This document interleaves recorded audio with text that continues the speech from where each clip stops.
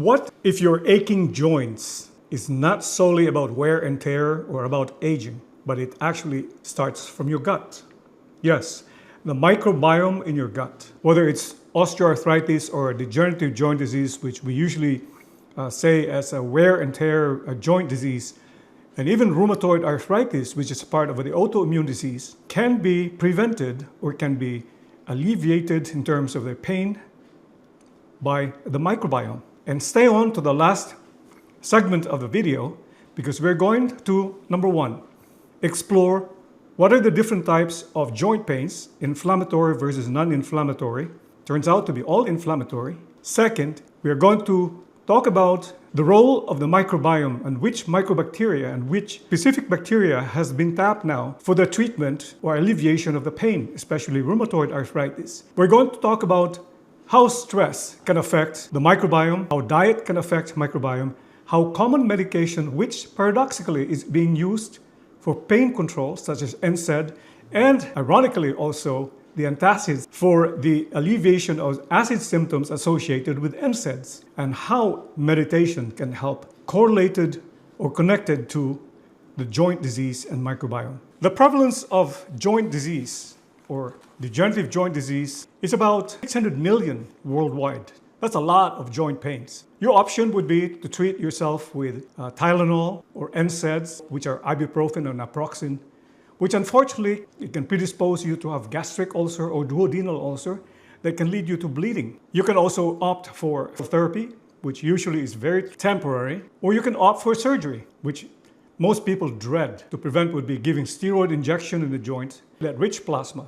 But again, this does not really get into the bottom line or the cause. Degenerative joint disease or osteoarthritis is a different story from rheumatoid arthritis. Rheumatoid arthritis is related to leaky gut and dysbiosis. This is related to autoimmune disease, and we can talk about this in a different video. But all these things, degenerative joint disease or osteoarthritis or rheumatoid arthritis, when you start physical activity early on, was always blamed to be the cause of degenerative joint disease. But it turns out it's not the case, because there's so many people who are sedentary with joint disease or osteoarthritis. Turns out there's a link, the microbiome. Take, for example, degenerative joint disease. Streptococcus, which is a very common pathogen from the large intestine, is dominant in patients with degenerative joint disease. This usually is not dwelling in the small intestine, but when it travels to the small intestine, or what you call SIBO, or small intestinal bowel overgrowth from the colon, that becomes a problem. Rheumatoid arthritis also is a different story. Crippling joint disease, but also is associated with some oral pathogens. For example, Porphyria gingivalis and Collinsella. It turns out these two bacteria provokes the development of rheumatoid arthritis. For example, Collinsella. Number one, Collinsella rips the mucin layer to expose the intestinal barrier to increase intestinal permeability, what you call in layman's term leaky gut, that allows entry of these Collinsella or travel to the joints. It promotes citrullinization and formation of crystals in the joints to promote inflammation, and the cascade of inflammation, development of crippling joint disease. Among other things, rheumatoid arthritis, as example of autoimmune disease, starts in theory. Nowadays, it's been explained from the intestinal permeability or leaky gut and dysbiosis or imbalance of the microbiome. So what happens here? Not only sedentary lifestyle, what feeds the frenzy of, for example, obesity is the diet. Diet high in sugar, low fiber, promotes the proliferation of bacteria that does not produce butyrate. Butyrate is one of the short-chain fatty acids that is produced from the fermentation of the bacteria of the fiber that you eat as vegetables or dried fruit that promotes healing of the gut. So again, the bacteria is there, whatever you have, plus the fiber. The bacteria ferments the fiber to produce short-chain fatty acids, namely butyrate, B-U-T-Y-R-A-T-E, propionate, and acetate. These decreases inflammation all over the body, and it allows healing of the intestinal permeability. especially butyrate. So that again, sedentary lifestyle and a diet consisting of low fiber and high sugar promotes this kind of events, leaky gut and dysbiosis. We talk about stress, common stress, daily worries, or going through the grain, against the grain. You don't have to be depressed, you don't have to be anxious, but common stress leads to the formation of this kind of condition, intestinal permeability or leaky gut and dysbiosis, linked to the inflammation formation and linked to the joint pains. So what happens when you have stress? Cortisol increases sugar. Sugar is pro-inflammatory because it stimulates insulin release. When the insulin is released, it promotes the cascade of formation of inflammatory substances like interleukin-1, 6, and tumor necrosis factor. They're all related. That's why later on in the video, I'm going to suggest some maneuvers or things, lifestyle modification that can help you prevent this basic leaky gut and dysbiosis phenomenon that is causing a lot of disability among us. Let alone the gut connects to the brain. Why is the brain important in terms of this discussion? If you don't have good bacteria, it creates signals in the brain to promote fatigue signals. You will not be motivated to move. It just becomes a cycle because the fatigue signals promotes sedentary lifestyle and moreover increases your propensity for the development of lack of diversity of your microbiome, which leads to inflammation. In this particular study, they collected many different studies that might support the possibility of tapping the microbiome in the treatment or the alleviation of symptoms of rheumatoid arthritis. They reported that specifically Lactobacillus casei, which is the organism that is in the drink popular in the grocery store called Yakult. So imagine if you promote yourself or feed yourself with a yogurt that has a high count of Lactobacillus casei. For example, in my clinic, I ferment for 36 hours. Lactobacillus casei allows the harvest of about 500 billion colony-forming units with half cup.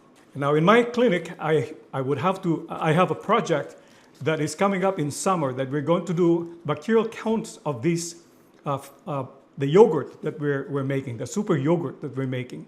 So these studies support, very promising, that indeed Probiotics can alleviate the symptoms of rheumatoid arthritis. Now, rheumatoid arthritis is one of those autoimmune disease, and we can talk about that also in a different video. If you like this topic so far, please subscribe and share. We're going to discuss more. You have this joint disease, and the number one treatment there are number one, NSAIDs or non-steroidal anti-inflammatory drugs, exemplified by ibuprofen, meloxicam, and naproxen. These medications itself are notorious also to kill those microbiome. So you're not really solving the problem. What other choices do they have? Rheumatoid arthritis, for example, they have these immunosuppressants that can predispose you to overwhelming infection. Osteoarthritis, you have Tylenol, non-steroidal anti-inflammatory drugs. Both respond well to physical therapy and mobility, but in the end, it does not really solve the problem. So let's recommend something. Maybe we can do something about our health and promote some good health to the next generation or your children or your grandchildren. Number one, you have to handle stress because stress provokes elevation of cortisol, sugar. It promotes metabolic syndrome by increasing the visceral fat, increases blood pressure by increasing norepinephrine and epinephrine, increasing the propensity for diabetes because your sugar is elevated. Just 3 of them, you're already part of the metabolic syndrome category, and this increases your cardiovascular risk of heart attack and stroke, not just arthritis. The remedy for stress, proven, good evidence in science, guided breathing. You breathe 4, inhale, hold, you exhale 6, hold, 4. You repeat this 4 times a day, 20 repetitions. I have proven this in front of my patients that if you do this kind of exercise, like any exercise, you do it regularly to tone the vagus nerve. In another video, we're going to talk about this vagus nerve. The vagus nerve supplies the autonomic nervous system, and if you're toning your vagus nerve or exercising by guided breathing, it helps increase your heart rate variability, which is associated with parasympathetic tone, less inflammation, no fight flight. That is stress. Number 2, sleep. You cannot not sleep. In my hospitalist years, 2016, I stopped because I said, I'm developing tachycardia, 220 beats per minute from sleep deprivation 7 nights in a row. I questioned myself, why did I even do it? Because there was no other choice. I guess you commit yourself to that kind of job. This provokes inflammation, sleep deprivation.